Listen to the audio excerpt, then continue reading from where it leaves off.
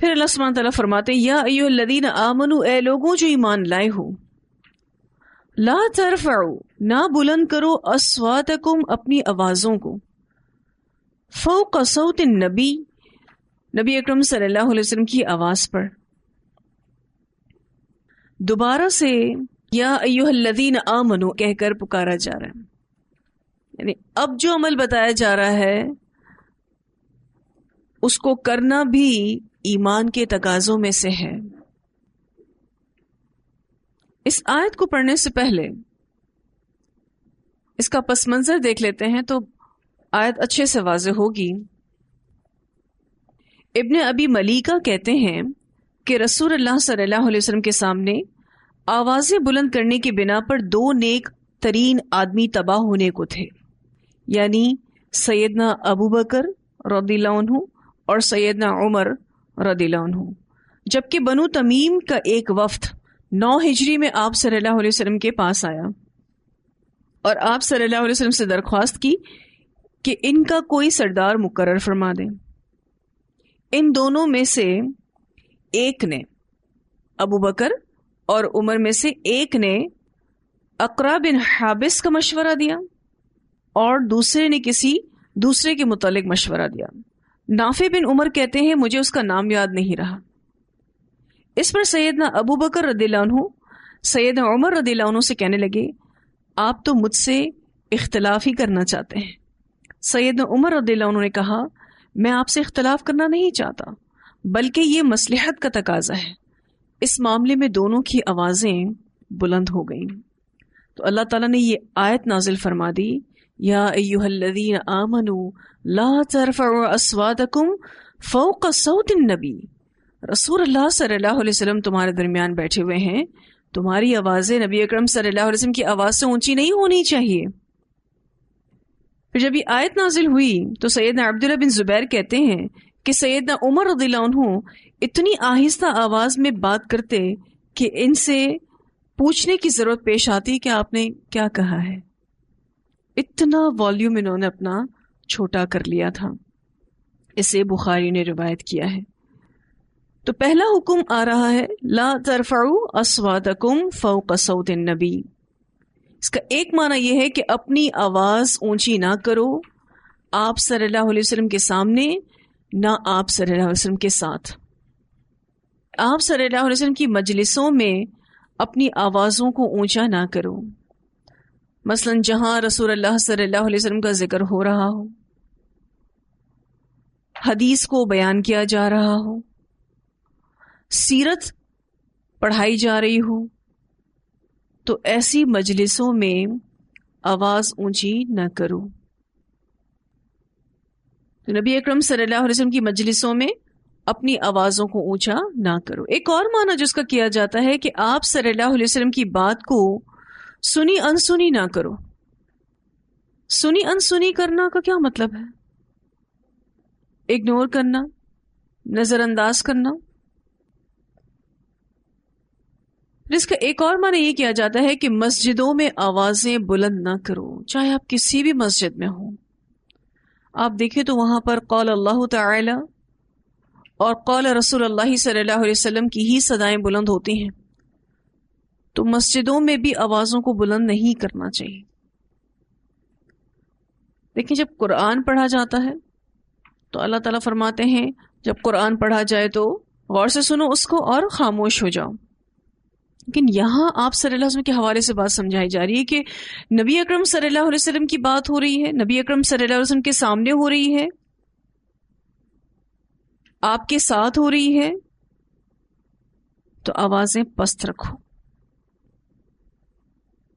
اس بارے میں ایک اور روایت آتی ہے، سیدنا انس بن مالک رضی اللہ تعالیٰ عنہ کہتے ہیں کہ رسول اللہ صلی اللہ علیہ وسلم نے ثابت بن قیس کو کئی روز تک اپنی صحبت میں نہیں دیکھا۔ ایک شخص سعد بن معاذ کہنے لگے یا رسول اللہ صلی اللہ علیہ وسلم میں ان کا حال معلوم کر کے آپ کو بتاؤں گا کہ کیوں نہیں آ رہے، کافی دن ہو گئے۔ چنانچہ وہ گئے تو ثابت رضی اللہ تعالیٰ عنہ اپنے گھر میں سر جھکائے بیٹھے ہوئے تھے۔ تو انہوں نے پوچھا کیا صورتحال ہے، کیا ہوا آپ کو؟ ثابت کہنے لگے برا حال ہے، میری تو آواز ہی نبی اکرم صلی اللہ علیہ وسلم سے بلند ہوتی تھی، میرے تو اعمال اکارت ہو گئے یعنی برباد ہو گئے اور اہل دوزخ میں سے ہو گیا. کیونکہ آگے آپ پڑھیں گے اس آیت میں آئے گا کہ اللہ تعالیٰ کہتے ہیں کہ ان تحبط اعمالکم وانتم لا تشعرون، اللہ تمہارے اعمال کو ضائع کر دے گا اور تمہیں پتہ بھی نہیں چلے گا. سعد رضی اللہ تعالیٰ عنہ نبی اکرم صلی اللہ علیہ وسلم کے پاس آئے اور بتایا کہ وہ تو یہ کچھ بتاتے ہیں. موسیٰ بن انس کہتے ہیں پھر ایسا ہوا کہ سعد بن معاذ ایک بہت بڑی بشارت لے کر دوسری بار ثابت بن قیس کے ہاں گئے. آپ صلی اللہ علیہ وسلم نے خود سعد رضی اللہ تعالیٰ عنہ کو ثابت کے ہاں بھیجا اور کہا کہ اسے کہہ دو تم اہل دوزخ سے نہیں بلکہ اہل جنت سے ہو. اسے بخاری نے روایت کیا ہے. کچھ لوگ ہوتے ہیں کہ جن کی بائی نیچر آواز لاؤڈ ہوتی ہے، ان کا مقصد بے ادبی کرنا یا بد اخلاقی کرنا نہیں ہوتا. یہ وہی ثابت بن قیس ہیں جو خطیب انصار تھے. جب مسلمہ کذاب نے مدینہ میں آپ صلی اللہ علیہ وسلم سے کچھ لو اور کچھ دو کے اصول کے تحت سمجھوتا کرنے کی کوشش کی تھی تو رسول اللہ صلی اللہ علیہ وسلم نے انہی ثابت بن قیس کو اس سے گفتگو کے لیے مامور فرمایا تھا، کیونکہ ان کی آواز قدرتی طور پر بھاری اور بلند تھی. اسی لیے ثابت بن قیس جو تھے وہ ڈر گئے تھے کہ میری آواز تو نبی اکرم صلی اللہ علیہ وسلم کی آواز سے اونچی ہو جاتی، میرے اعمال تو برباد ہو گئے، کیونکہ اللہ تعالیٰ کہتے ہیں تمہارے اعمال برباد کر دوں گا اور تمہیں شعور بھی نہیں ہوگا.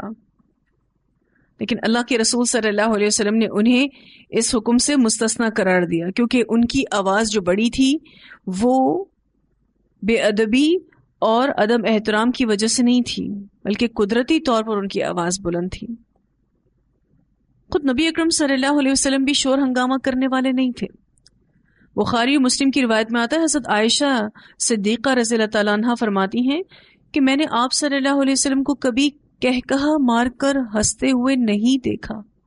گو کہ آپ بہت زیادہ تبسم فرمایا کرتے تھے، آپ بہت مسکراتے تھے، لیکن کبھی کہکا مار کے نہیں ہنستے تھے. یعنی ہنسنے میں بھی جو بہت زیادہ آواز ہوتی ہے وہ ناپسندیدہ ہے ہمارے دین میں.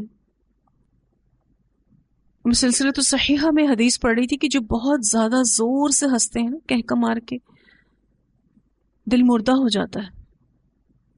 مفہوم ہے؟ سلسلہ تو صحیحہ میں یہ حدیث آتی ہے. وَلَا تَجْهَرُوا، اور نہ بلند کرو لہو اس کے لیے، یعنی آپ صلی اللہ علیہ وسلم کے لیے، بالقولی بات کو. نبی اکرم صلی اللہ علیہ وسلم کو پکارتے وقت بھی اپنی آوازوں کو پست رکھو. کا جہری مانند بلند کرنے کے، بعدکم تم میں سے بعض کے لیے، بعدن بعض کے لیے. جیسے تم ایک دوسرے کو پکارتے ہو ویسے تم نبی اکرم صلی اللہ علیہ وسلم کو نہیں پکار سکتے. اور ایک معنی اس کا یہ بھی کیا جاتا ہے جیسے تم آپس میں ایک دوسرے سے باتیں کرتے ہو اس طریقے سے تم نبی اکرم صلی اللہ علیہ وسلم سے بات نہیں کر سکتے. نہ تم ان کو ایسے پکار سکتے ہو جیسے تم آپس میں ایک دوسرے کو پکارتے ہو، اور نہ تم ان سے ایسے بات کر سکتے ہو جیسے تم آپس میں بات کرتے ہو. آواز اور انداز کو درست رکھو، یہ دوسری اصلاح کی گئی. مثلا ساتھ کام کرنے والے جو ہوتے ہیں وہ ایک دوسرے سے اچھے سے بات کرتے ہیں، بسا اوقات نام سے بھی پکار لیتے ہیں، لیکن نبی اکرم صلی اللہ علیہ وسلم کو تم ایسے نہیں پکار سکتے. تو یہ دوسرا ادب سکھایا جا رہا ہے. وَلَا تَجْهَرُوا لَهُ بِالْقَوْلِ كَجَهْرِ بَعْضِكُمْ لِبَعْضٍ، یعنی آپ صلی اللہ علیہ وسلم کو نہایت دھیمی آواز میں ادب کے ساتھ پکارنا ہے، جیسے کسی محترم اور صاحب حیثیت انسان کو پکارا جاتا ہے. اگر کوئی معمولی سی بھی گستاخی کرتا ہے رسول اللہ صلی اللہ علیہ وسلم کی شان میں، اللہ کے نزدیک وہ گناہ عظیم ہے، کبیرہ گناہ ہے. اور تم نبی اکرم صلی اللہ علیہ وسلم سے ایسے بات بھی نہیں کر سکتے جیسے تم آپس میں ایک دوسرے سے بات کرتے ہو. آواز اور انداز کو درست رکھنا ہوگا. رسول اللہ صلی اللہ علیہ وسلم کو نام لے کر بھی نہیں پکار سکتے، نہیں کہہ سکتے محمد یا محمد. ادب سے پکارنا ہوگا. کیا کہنا ہوگا؟ رسول اللہ صلی اللہ علیہ وسلم کہنا ہوگا، یا حضرت محمد صلی اللہ علیہ وسلم کہنا ہوگا، یا محمد صلی اللہ علیہ وسلم کہنا ہوگا. باقاعدہ ادب کے ساتھ آپ کا نام لینا ہوگا. اور آپ دیکھتے ہیں کہ رسول اللہ صلی اللہ علیہ وسلم کے ساتھ محبت کے نام پر جو نعتیں پڑھی جاتی ہیں اس میں نبی اکرم صلی اللہ علیہ وسلم کا کس طریقے سے نام لیا جاتا ہے؟ اجازت ہی نہیں ہے. اللہ تعالیٰ کہتے ہیں ان تحبط اعمالکم، کہ ضائع ہو جائیں گے اعمال تمہارے، وانتم لا تشعرون، اور تم شعور بھی نہیں رکھتے ہوگے. تمہارا نامہ اعمال سے نیکیوں کا صفایا ہو جائے گا اور تمہیں اس کا علم بھی نہیں ہوگا، شعور بھی نہیں ہوگا. اب دو اہم باتیں اس آیت میں بتائی گئیں. ایک لا ترفعوا اصواتکم فوق صوت النبی، اور دوسری ولا تجہروا لہ بالقول کجہر بعضکم لبعض. جس طرح سے ہم نے لا ترفعوا اصواتکم کے بارے میں مزید کچھ فہم لیا، اب تھوڑا سا ولا تجہروا لہ بالقول کو دیکھ لیتے ہیں کہ اور کن باتوں کا خیال رکھنا ضروری ہے. مثلا سنتوں کا مذاق نہ اڑایا جائے، ہرگز نہ اڑایا جائے، اس بات کا بہت خیال رکھا جائے. علماء کا احترام کیا جائے، کیونکہ علماء آپ صلی اللہ علیہ وسلم کے وارث ہیں. علماء اور استادوں کو اور والدین کو، یعنی جو بھی بڑا ہے ہماری زندگی میں، اس کو نام لے کر نہیں پکارنا چاہیے. ہم ان کو ایسے نہیں پکار سکتے جیسے ہم اپنے کسی دوست کو پکارتے ہیں. نہ علماء کو، نہ استادوں کو، اور نہ والدین کو، اور نہ کسی ایسے شخص کو جو ہماری زندگی میں بلند مرتبہ رکھتا ہو. پھر جو بھی دین سے تعلق رکھتا ہو اس کا ادب کرنا بہت ضروری ہے، تاکہ ہم اس حکم پر عمل کر سکیں وَلَا تَجْهَرُوا لَهُ بِالْقَوْلِ. جو بھی دین سے تعلق رکھتا ہے اس کا ادب کرنا ہے. پھر اگر ہم کسی بھی مسجد میں جاتے ہیں، اور خاص الخاص اگر ہم مسجد نبوی صلی اللہ علیہ وسلم میں جاتے ہیں، تو وہاں بھی ادب اور احترام کو ملوز خاطر رکھا جائے. اور مسجد نبوی کی بات میں خاص الخاص اس لیے بھی کروں گی کیونکہ رسول اللہ صلی اللہ علیہ وسلم کا جسد مبارک بہت قریب ہوتا ہے اس مسجد میں. قدموں کو تیز تیز نہیں رکھنا چاہیے. ایون بچوں کی بھی تربیت کرنی چاہیے کہ وہ وہاں جا کر شور نہ مچائیں، کیونکہ عمومی طور پر جب بہت رش ہوتا ہے تو لوگ اونچی آواز میں کسی کو بلا رہے ہوتے ہیں. بہت خیال رکھنے کی ضرورت ہے، کہیں ایسا نہ ہو ہمارے سارے نیک عمل ضائع ہو جائیں اور ہمیں پتہ بھی نہ چلے. پھر جب نبی اکرم صلی اللہ علیہ وسلم کا نام لیا جائے، درود پڑھا جائے. پھر اگر اللہ آپ کو نبی اکرم صلی اللہ علیہ وسلم کے روضہ مبارک کے قریب کر دے تو بھی اور احتیاط بڑھا لینی چاہیے کہ کسی صورت شور و غل نہ ہو. نبی اکرم صلی اللہ علیہ وسلم کی کسی قسم کی گستاخی کی اجازت نہیں ہے، کیونکہ آپ مخلوق میں سب سے اعلیٰ ہیں. اللہ نے آپ کو وہ درجہ دیا ہے جو کسی کو نہیں دیا، اور خوش قسمتی سے ہم الحمدللہ ان کی امتی ہیں. تو ہم سب کا فرض بنتا ہے کہ ہم رسول اللہ صلی اللہ علیہ وسلم کو خاص الخاص اہمیت دیں. ٹٹولیں اپنے دلوں کو، جس میں یہ چیک کرنے کی ضرورت ہے کہ واقعی ہم نبی اکرم صلی اللہ علیہ وسلم سے محبت اپنی اولادوں سے بڑھ کر بھی کرتے ہیں، اپنے مالوں سے، اپنے والدین سے، اور اپنی ہر قیمتی چیز سے بڑھ کر کرتے ہیں. کہتے تو ہم اپنے آپ کو ایمان والے ہی ہیں کہ ہم تو ایمان والے ہیں، یا ایھا الذین آمنو، لیکن ادب اور احترام کا، محبت کا کیا حال ہے ہمارے دلوں میں؟ ہر وہ چیز جس کا تعلق رسول اللہ صلی اللہ علیہ وسلم سے ہو وہ ادب کا تقاضا کرتی ہے، اور جو با ادب ہوگا وہ با نصیب ہوگا، جو بے ادب ہے وہ بے نصیب ہے. کیونکہ زندگیوں میں جب بڑوں کا ادب نہیں ہوتا نا، ان زندگیوں سے رحمتیں اور برکتیں اٹھا لی جاتی، اور یہ چیز غیر شعوری طور پر ہمارے اعمال کو ضائع کر دے گی. تو ہمیں آج اس آیت پر عمل کرنا ہے جب ہمارے درمیان نبی اکرم صلی اللہ علیہ وسلم موجود نہیں ہیں، تو اب ہمیں ان کے وارثین کا احترام کرنا ہے، یعنی علماء حق کا. ان کی کوئی دینی محفل ہو، ادب احترام کا خیال کریں، علماء کی خدمت کریں، وہ اگر کسی مشکل میں ہو تو ان کی مدد کریں، جو دینی استاد ہیں ان کا بھی احترام کریں، کتابوں کا علم کا احترام کریں، ان جگہوں کا احترام کریں جن جگہوں پر یہ علم پڑھا اور پڑھایا جاتا ہے، اور جن کے دلوں میں قابل احترام چیزوں کا ادب نہیں ہوتا وہ بے نصیب شخص ہے. مثلا اگر کوئی اپنے استادوں کا ادب احترام نہیں کرتا، ان سے محبت نہیں کرتا، ان کی خدمت نہیں کرتا، تو بتائیے استاد کا کیا نقصان ہے؟ کچھ نہیں. اگر کوئی علماء کی خدمت نہیں کرتا، ان سے محبت نہیں کرتا، ان کا احترام نہیں کرتا، تو یہ بتائیے علماء کا کیا نقصان ہے؟ کچھ نہیں. بد نصیب تو وہ شخص ہے جس کو یہ ادب احترام کرنا نہیں آ رہا.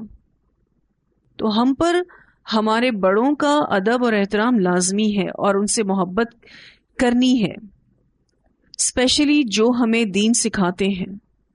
اب آپ دیکھیے کہ شاگرد استاد سے کتنا بھی آگے نکل جائے، استاد کی عزت میں کمی نہیں آنی چاہیے.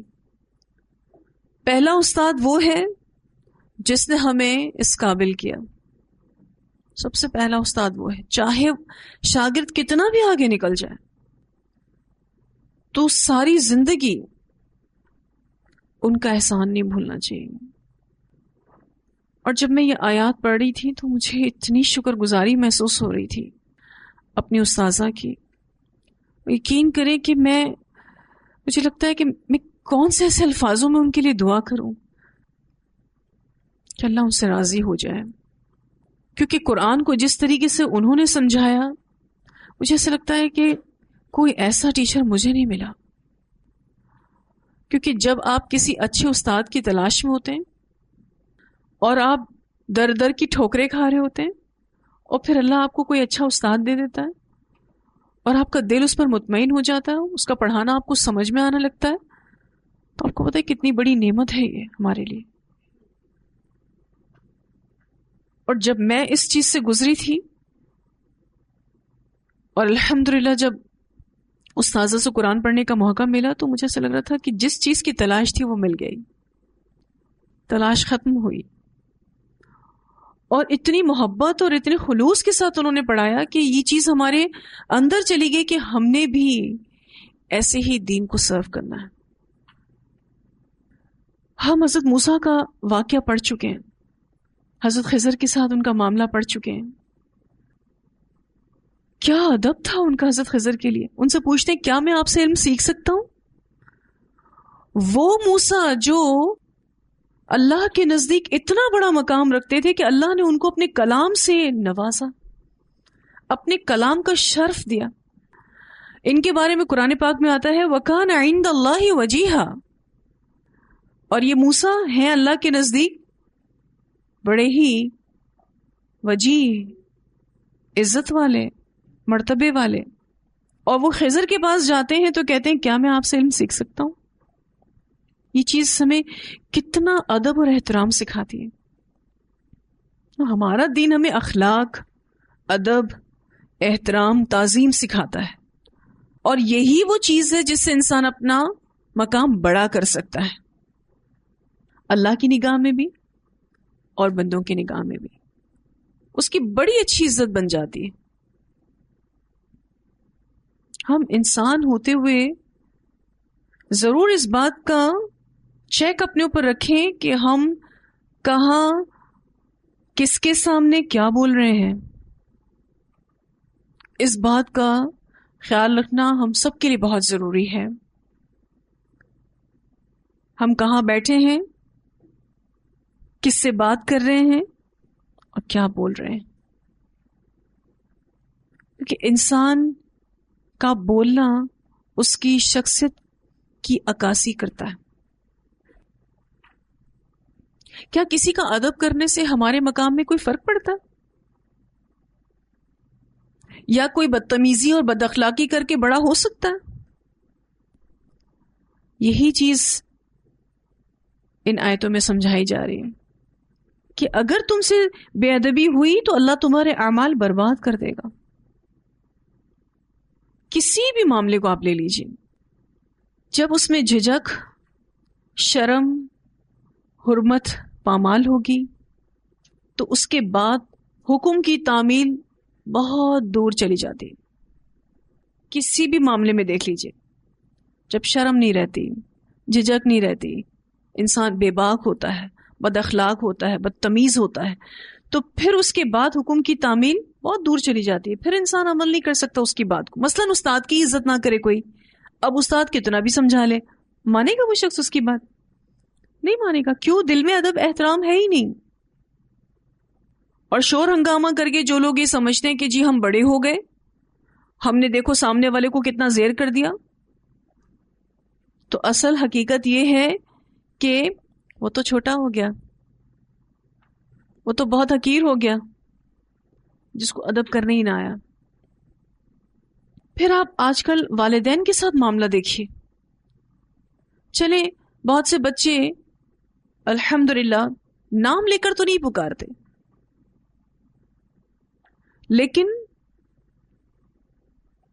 اس حکم سے یہ فہم بھی نکلتا ہے کہ جو بھی بڑے ہیں ان کی اجازت سے ہر کام کرنا، اور آزادی کے نام پر ان سے پوچھا نہیں جاتا. اب ہم بڑے ہو گئے ہیں، اب ہم آزاد ہیں،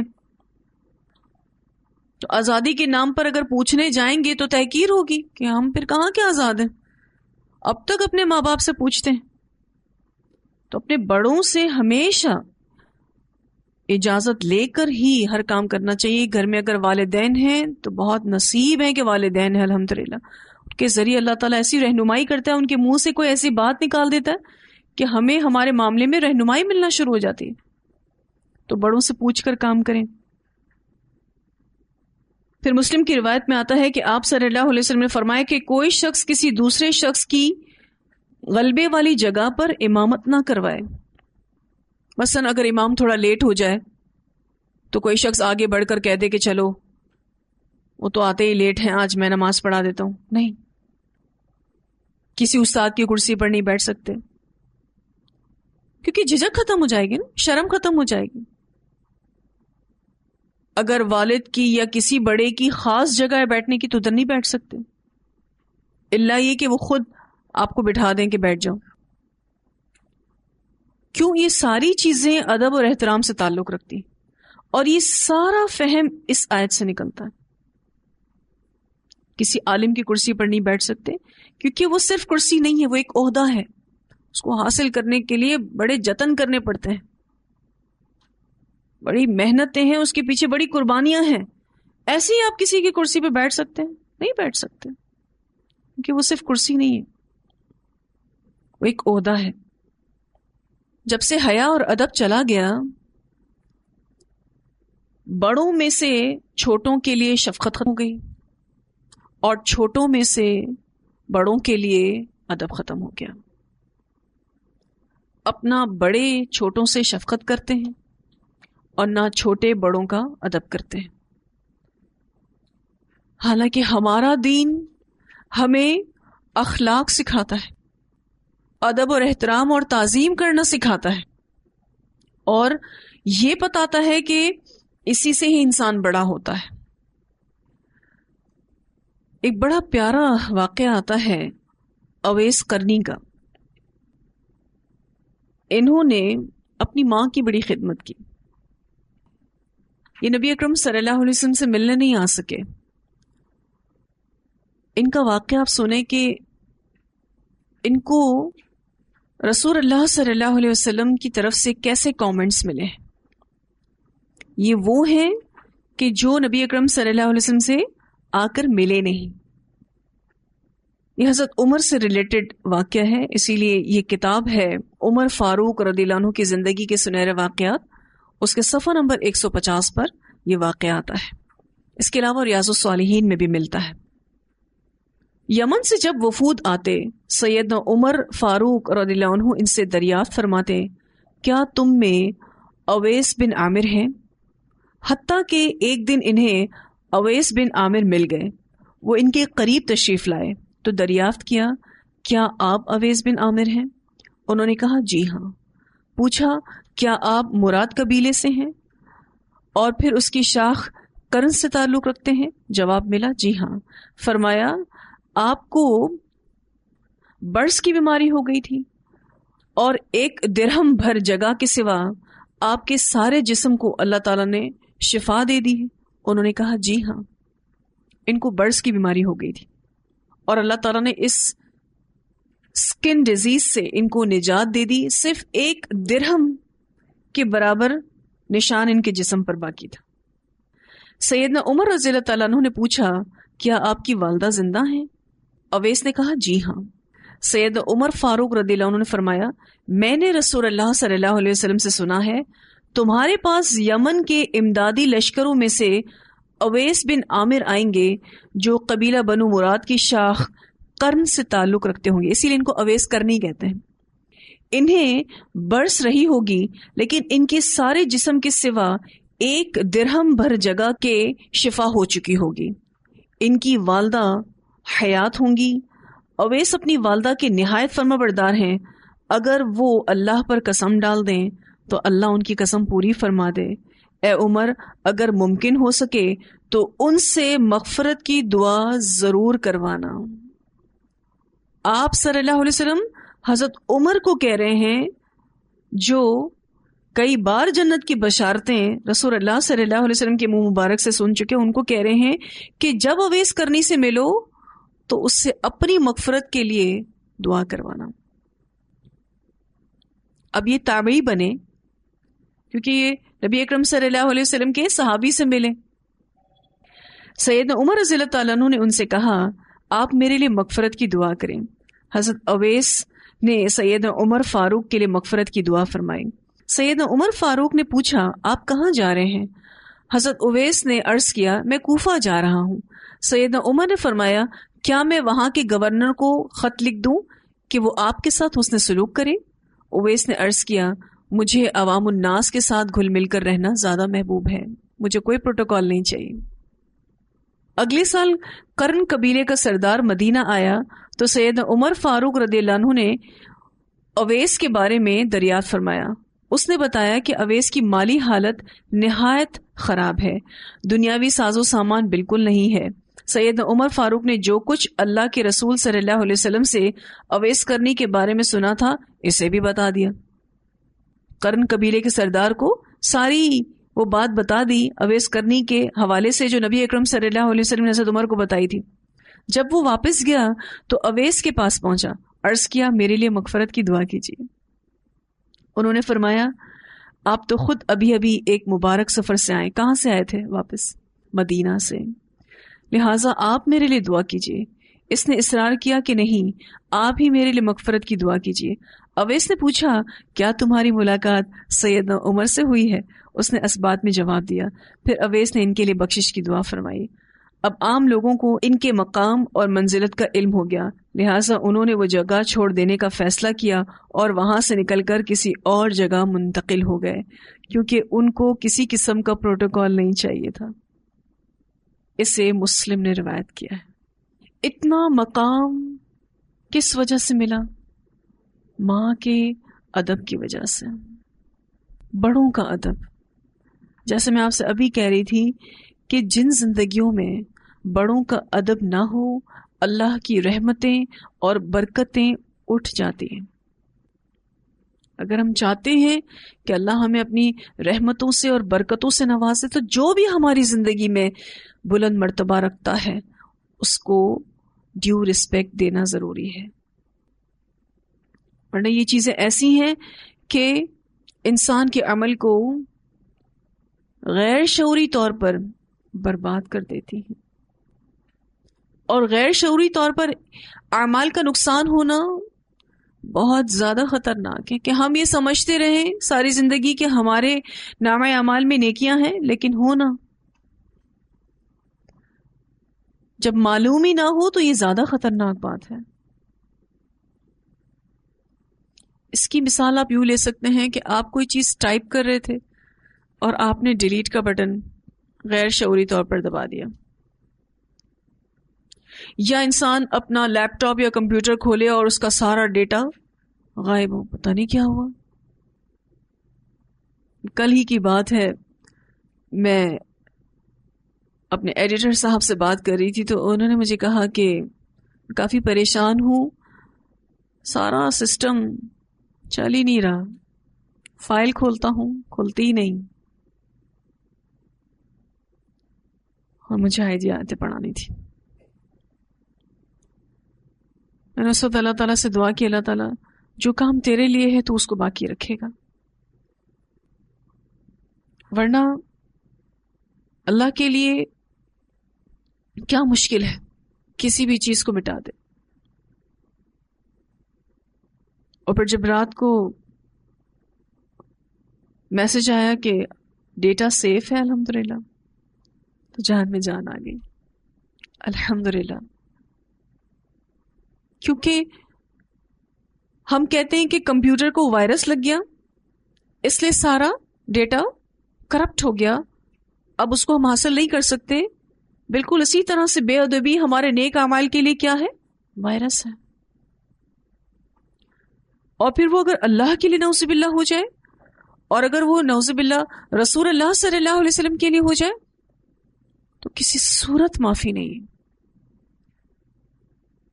میں نے آپ سے اس سے پہلے بھی ذکر کیا تھا کہ ان صورتوں میں بہت زیادہ نبی اکرم صلی اللہ علیہ وسلم کا ادب اور احترام سکھایا گیا، اور اس بے شعور اور اجڑ قوم کی تربیت کی جا رہی ہے جس کو یہ سینس نہیں تھا کہ ہمارے درمیان نبی اکرم صلی اللہ علیہ وسلم موجود ہیں، ہمیں ان کی رسپیکٹ کیسے کرنی ہے، تو وہ تربیت ہو رہی ہے. تو اتنی آیات کی تلاوت سنتے ہیں.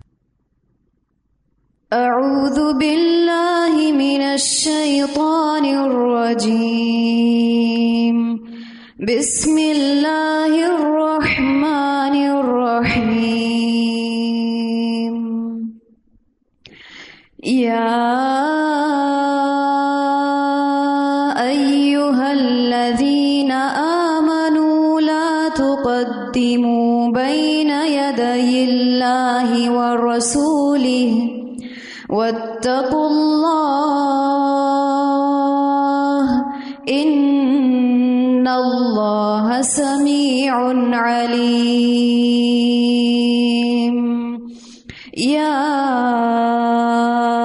ایہا الذین آمنوا لا ترفعوا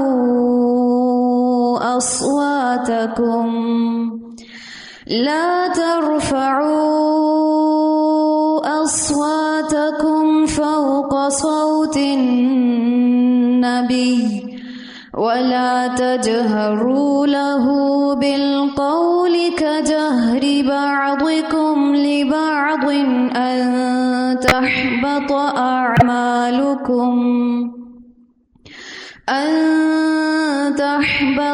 أعمالكم وأنتم لا تشعرون.